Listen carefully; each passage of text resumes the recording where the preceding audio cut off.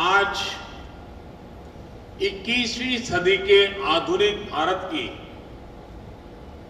विकास यात्रा में एक शानदार अध्याय जुड़ा है। Indian National Space Promotion and Authorisation Centre यानी इन स्पेस के हेडक्वार्टर के लिए सभी देशवासियों को और विशेष करके साइंटिफिक कम्युनिटी को मैं बहुत बहुत बधाई देता हूं। आजकल हम देखते हैं कि सोशल मीडिया पर युवाओं को कुछ एक्साइटिंग या इंटरेस्टिंग पोस्ट करना होता है तो उससे पहले वो अलर्ट करते हैं और अलर्ट में मैसेजिंग करते हैं, watch this space, watch this space. Bharat की स्पेस इंडस्ट्रीज के लिए इन स्पेस का लॉन्च होना वॉच दिस स्पेस मोमेंट की तरह ही है।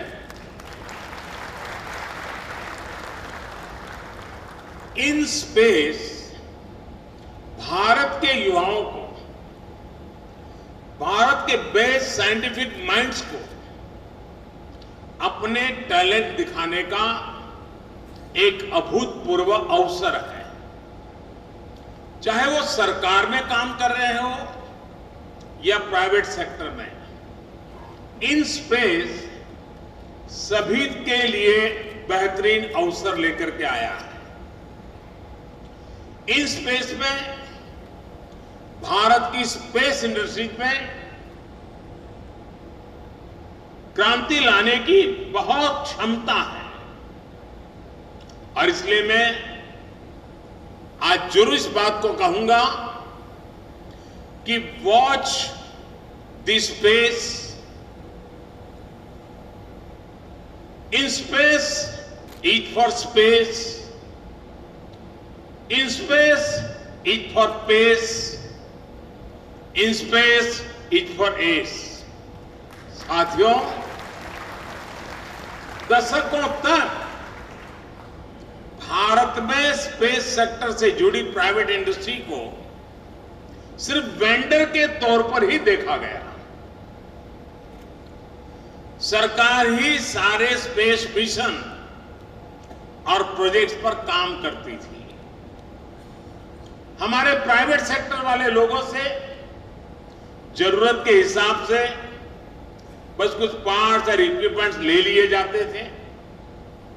प्राइवेट सेक्टर को सिर्फ वेंडर बना देने की वजह से उसके सामने आगे बढ़ने के रास्ते हमेशा अवरुद्ध रहे। एक दीवार खड़ी रही जो सरकारी व्यवस्था में नहीं है, भले ही वो कोई वैज्ञानिक हो या फिर कोई युवा, वो स्पेस सेक्टर से जुड़े अपने आइडियाज पर काम ही नहीं कर पाते थे। और इस सब में नुकसान किसका हो रहा था? नुकसान देश का हो रहा था। और इस बात गवाह है कि आखिर बिग आइडियाज ही तो विनर्स बनाते हैं। स्पेस सेक्टर में रिफॉर्म करके उसे सारी बंदिशों से आजाद करके इन स्पेस के माध्यम से प्राइवेट इंडस्ट्री को भी सपोर्ट करके देश आज विनर्स बनाने का अभियान शुरू कर रहा है।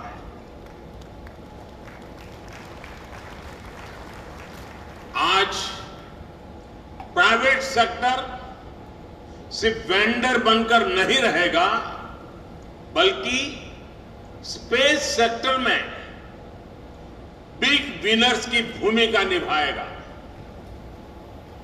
भारत के सरकारी स्पेस संस्थानों का सामर्थ्य और भारत के प्राइवेट सेक्टर का पैशन जब एक साथ जुड़ेगा तो उसके लिए आसमान भी कम पड़ेगा। Even sky is not the limit.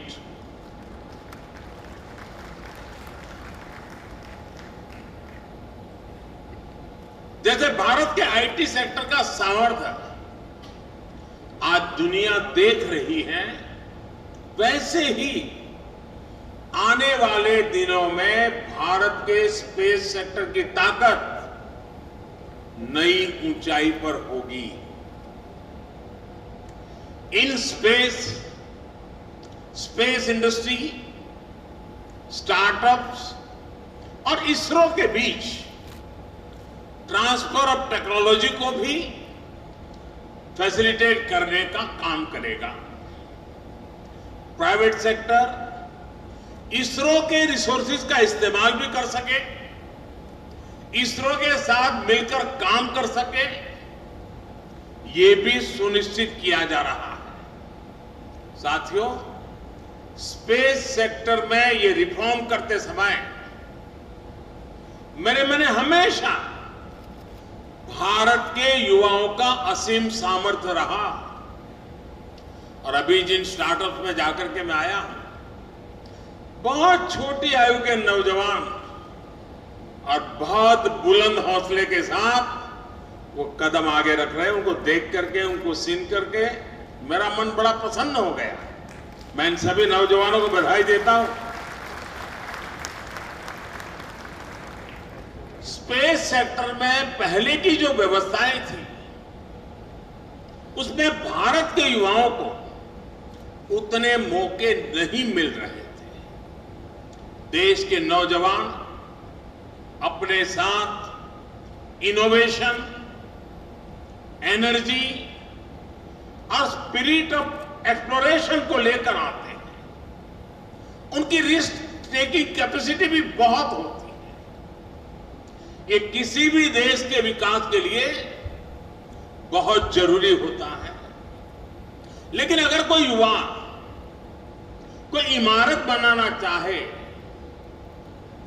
तो क्या हम उसे कह सकते हैं कि सिर्फ पीडब्ल्यूडी से बनवाओ? अगर कोई युवा कुछ इनोवेट करना चाहता है तो क्या उसे हम बोल सकते हैं कि ये काम सिर्फ गवर्नमेंट फैसिलिटी से ही होगा? ये सुनने में ही अजीब लगता है। लेकिन हमारे देश में अलग अलग सेक्टर्स में यही हालत थी। ये देश का दुर्भाग्य रहा कि समय के साथ रेगुलेशन और रिस्ट्रिक्शन, इसके बीच में जो अंतर होता है उसे भुला दिया गया।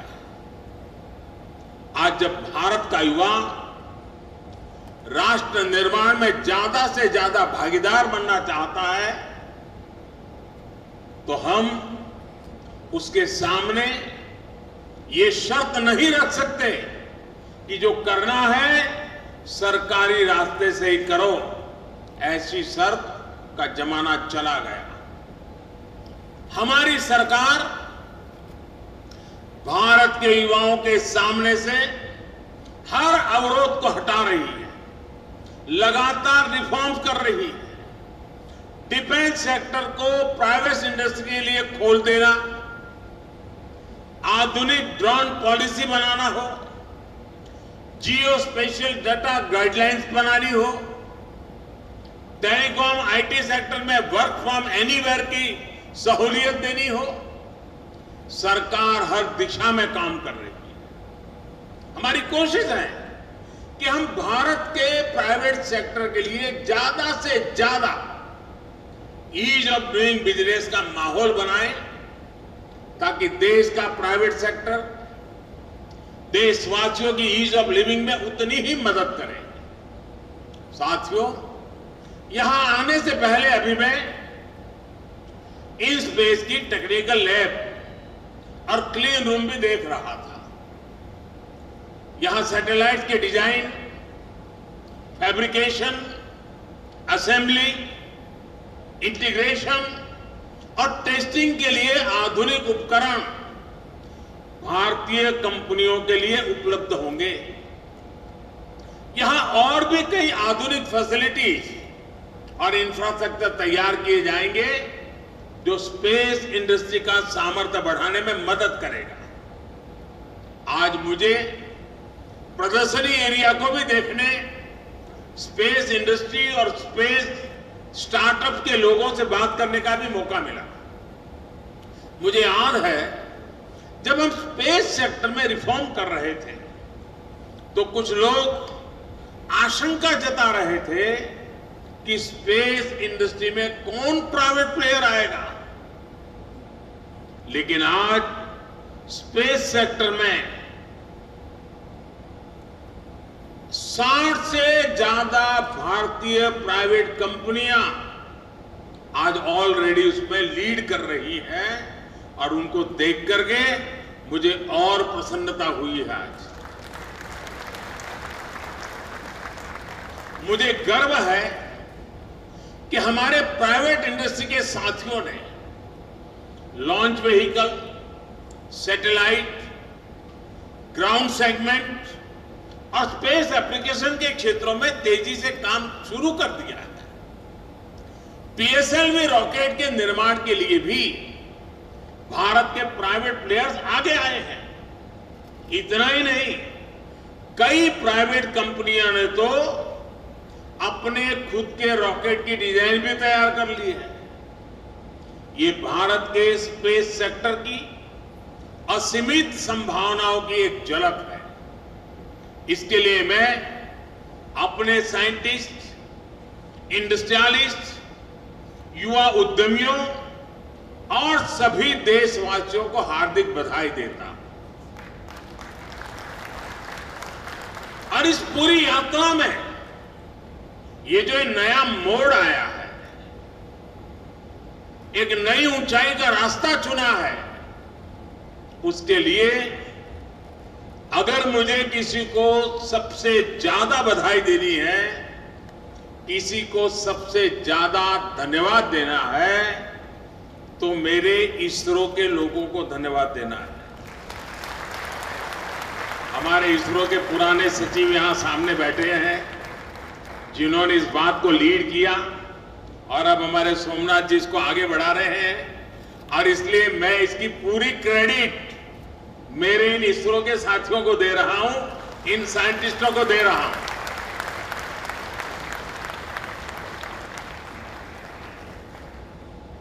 ये छोटा निर्णय नहीं है दोस्तों, और ये स्टार्टअप वालों को पता है कि इतने महत्वपूर्ण निर्णय के कारण वो हिंदुस्तान को और दुनिया को क्या कुछ देने के लिए बुलंद हौसला रखते हैं। और इसलिए इसकी पूरी क्रेडिट इसरो को जाती है।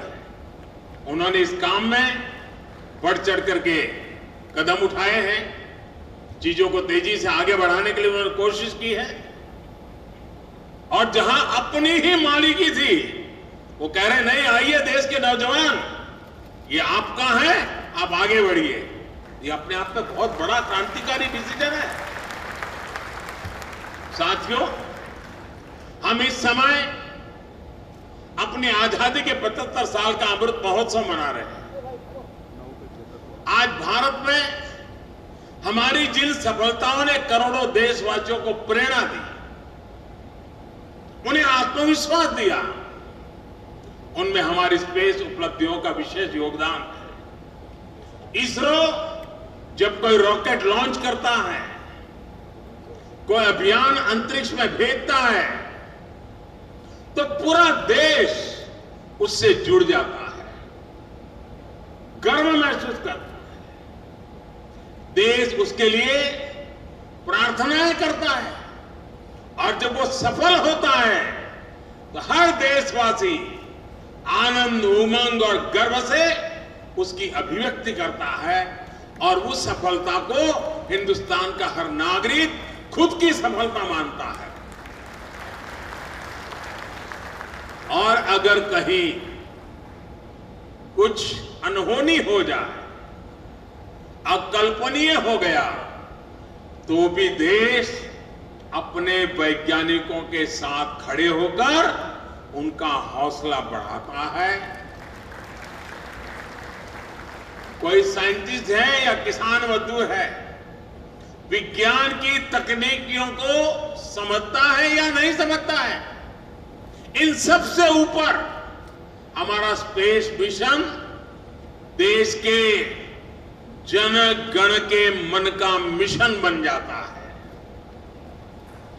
मिशन चंद्रयान के दौरान हमने भारत की इस भावनात्मक एकजुटता को देखा था। भारत का अंतरिक्ष अभियान एक तरह से आत्मनिर्भर भारत की सबसे बड़ी पहचान रहा है। अब जब इस अभियान को भारत के प्राइवेट सेक्टर की ताकत मिलेगी तो उसकी शक्ति कितनी ज्यादा बढ़ जाएगी, आप इसका अंदाजा लगा सकते हैं। साथियों, 21वीं सदी के इस समय में आपकी हमारी जिंदगी में हर रोज स्पेस टेक्नोलॉजी की भूमिका बढ़ती जा रही है।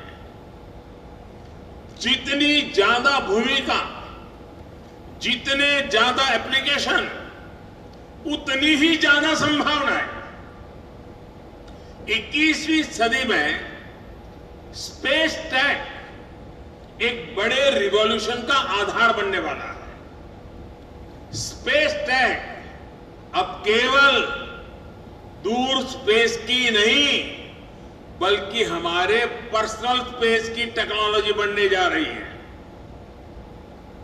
सामान्य मानवी के जीवन में स्पेस टेक्नोलॉजी की जो भूमिका है, रोजमर्रा की जिंदगी में जिस तरह स्पेस टेक्नोलॉजी शामिल है, उसकी तरफ अक्सर हम लोगों का ध्यान नहीं जाता है। हम टीवी खोलते हैं, इतने सारे चैनल्स हमें उपलब्ध हैं, लेकिन बहुत कम लोगों को पता है कि ये सैटेलाइट की मदद से हो रहा है।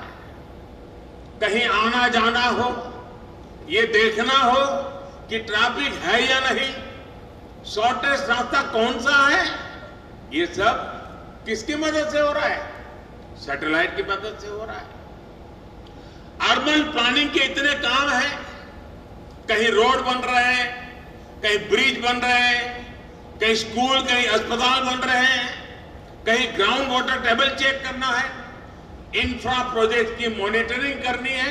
ये सारे काम सैटेलाइट की मदद से हो रहे हैं। हमारे जो कोस्टल एरियाज हैं, उनकी प्लानिंग के लिए, उनके डेवलपमेंट में भी स्पेस टेक्नोलॉजी की बड़ी भूमिका है। समुद्र में जाने वाले मछुआरों को भी सैटेलाइट के जरिए फिशिंग और समुद्री तूफानों की जानकारी पहले से मिल जाती है। आज बारिश के जो अनुमान आ रहे हैं और करीब करीब सही निकल रहे हैं, उसी प्रकार से जब साइक्लोन आता है, एग्जैक्ट उसका फॉल पॉइंट क्या होगा, किस दिशा में जाएगा, कितने घंटे, कितने मिनट पर वो फॉल करेगा, ये सारी बारीकियां सैटेलाइट की मदद से मिल रही है। इतना ही नहीं, एग्रीकल्चर सेक्टर में चाहे फसल बीमा योजना हो, सॉइल हेल्थ कार्ड का अभियान हो, सभी में स्पेस टेक्नोलॉजी का इस्तेमाल हो रहा है। बिना स्पेस टेक्नोलॉजी के हम आज के आधुनिक एविएशन सेक्टर की कल्पना भी नहीं कर सकते। ये सब सामान्य मानवी के जीवन से जुड़े हुए विषय है। भविष्य में, और आपको मालूम होगा इस बार बजट में हमने टीवी के माध्यम से बच्चों को ट्यूशन देने का, पढ़ाने का एक बड़ा अभियान करने की योजना बजट में बताई है। इतना ही नहीं, जो कॉम्पिटिटिव एग्जाम में जा रहे हैं और जिन बच्चों को गांव छोड़कर के बड़े शहरों में बहुत महंगी फी देकर के ट्यूशन लेना पड़ता है, उसको भी हम इस सैटेलाइट के माध्यम से उसके घर तक इसके रिक्वायरमेंट के अनुसार सिलेबस तैयार करवा रहे हैं, ताकि बच्चे, उनको एक्स्ट्रा खर्चा न पड़े और गरीब बच्चा भी अच्छे से अच्छी ट्यूशन सैटेलाइट के माध्यम से अपने टीवी स्क्रीन पर, अपने लैपटॉप के स्क्रीन पर, अपने मोबाइल पर आसानी से प्राप्त कर सके, उस दिशा में हम जा रहे हैं। साथियों, भविष्य में ऐसे ही अनेक क्षेत्रों में स्पेस टेक का इस्तेमाल ज्यादा से ज्यादा बढ़ने वाला है। हम कैसे स्पेस टेक्नोलॉजी को सामान्य मानव के लिए ज्यादा से ज्यादा सुलभ बना सके, कैसे space tech ease of living को बढ़ाने का माध्यम बने, और कैसे हम इस टेक्नोलॉजी का इस्तेमाल देश के विकास और सामर्थ्य के लिए कर सकते हैं, इस दिशा में इन स्पेस और प्राइवेट प्लेयर्स को लगातार काम करने की जरूरत है। जियो स्पेशियल मैपिंग से भी जुड़ी कितनी ही संभावनाएं हमारे सामने हैं। प्राइवेट सेक्टर की इनमें बहुत बड़ी भूमिका हो सकती है। हमारे पास आज सरकारी सैटेलाइट का बड़ा डेटा अवेलेबल है। अब आने वाले समय में प्राइवेट सेक्टर के पास भी अपना काफी डेटा होगा। डेटा की ये पूंजी आपको दुनिया में आपको बहुत बड़ी ताकत देने वाली है। इस समय दुनिया में स्पेस इंडस्ट्री का साइज करीब $400 बिलियन का है।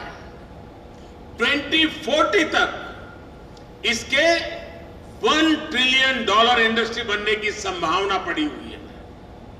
आज हमारे पास टैलेंट भी है, एक्सपीरियंस भी है, लेकिन आज इस इंडस्ट्री में हमारे पार्टिसिपेंट केवल जन भागीदारी यानी प्राइवेट पार्टनरशिप सिर्फ 2% है। हमें ग्लोबल स्पेस इंडस्ट्री में अपना शेयर बढ़ाना होगा और इसमें हमारे प्राइवेट सेक्टर की बड़ी भूमिका है। मैं आने वाले समय में स्पेस टूरिज्म और स्पेस डिप्लोमेसी के क्षेत्र में भी भारत की मजबूत भूमिका देख रहा हूं। भारत की स्पेस कंपनियां ग्लोबल बने, हमारे पास ग्लोबल स्पेस कंपनी हो, ये पूरे देश के लिए गौरव की बात होगी। साथियों, हमारे देश में अनंत संभावनाएं हैं, लेकिन अनंत संभावनाएं कभी भी सीमित प्रयासों से साकार नहीं हो सकती। मैं आपको आश्वस्त करता हूं, देश के नौजवानों को आश्वस्त करता हूं, साइंटिफिक टेम्परामेंट वाले, रिस्क टेकिंग कैपेसिटी वाले नौजवानों को आश्वस्त करना चाहता हूं कि स्पेस सेक्टर में रिफॉर्म का यह सिलसिला आगे भी अनवरत जारी रहेगा।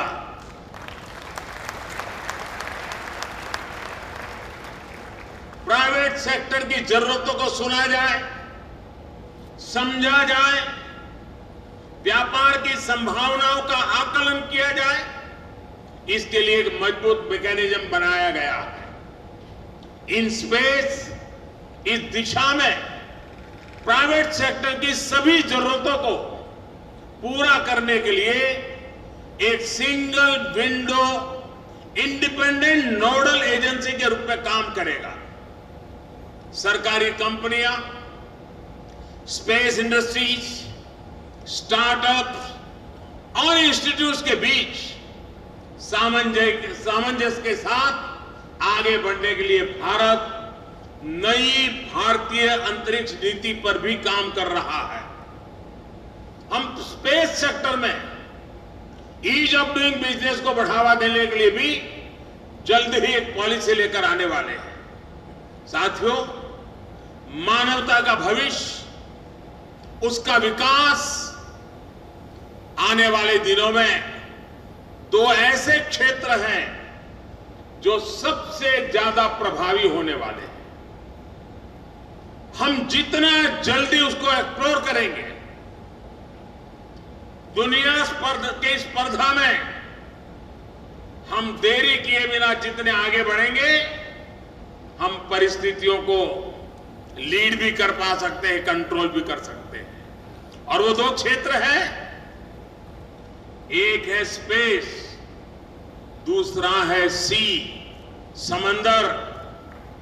ये बहुत बड़ी ताकत बनने वाले हैं और आज हम नीतियों के द्वारा उन सबको एड्रेस करने का प्रयास कर रहे हैं और देश के नौजवानों को इसके साथ जुड़ने के लिए प्रोत्साहित कर रहे हैं। स्पेस के लिए हमारे युवाओं में, खास करके स्टूडेंट्स में जो क्यूरियोसिटी हो, वो भारत के स्पेस इंडस्ट्री के विकास के लिए बहुत बड़ी ताकत होती है। इसलिए हमारा प्रयास है कि देश में बनी हजारों अटल टिंकरिंग लैब्स में स्टूडेंट्स को स्पेस से जुड़े विषयों से निरंतर परिचित कराया जाए, उन्हें अपडेट रखा जाए। मैं देश के स्कूलों और कॉलेजों को भी आग्रह करूंगा कि वो अपने विद्यार्थियों को स्पेस से जुड़ी भारतीय संस्थाओं और कंपनियों के बारे में बताएं, उनकी लैब्स की विजिट कराएं। इस सेक्टर में जिस तरह लगातार भारतीय प्राइवेट कंपनियों की संख्या बढ़ रही है, उससे भी इन्हें मदद मिलने वाली है। आपको ध्यान होगा कि भारत में पहले, मुझे मालूम नहीं ऐसा क्यों था, लेकिन था, मुझे दायित्व मिला उसके पहले स्थिति ये थी कि जब सैटेलाइट लॉन्च होता था तो उस पूरे क्षेत्र में किसी को एंट्री नहीं होती थी और हम जैसे जो नेता लोग होते हैं उनको वीआईपी की तरह वहां 12-15 लोगों को इनवाइट करके दिखाया जाता था कि सैटेलाइट लॉन्च हो रहा है और हम भी बड़े उत्साह के साथ देख रहे थे। लेकिन मेरी सोच अलग है, मेरा काम करने का तरीका अलग है। जब मैं पहली बार वहां प्रधानमंत्री के रूप में गया तो हमने एक निर्णय किया। हमने देखा है कि देश के छात्रों में दिलचस्पी है, क्यूरियोसिटी है और उस बात को ध्यान में रखते हुए जहां से हमारे सैटेलाइट लॉन्च होते हैं वो श्रीहरिकोटा में हमने एक बहुत बड़ी लॉन्च देखने की, जब सैटेलाइट जाता है उसको देखने के लिए व्यू गैलरी का निर्माण किया है और कोई भी नागरिक, कोई भी स्कूल का विद्यार्थी भी इस कार्यक्रम को देख सकता है और बैठने की व्यवस्था भी छोटी नहीं है। 10,000 लोग बैठ करके इस सैटेलाइट लॉन्च को देख सके, इसका प्रबंध किया।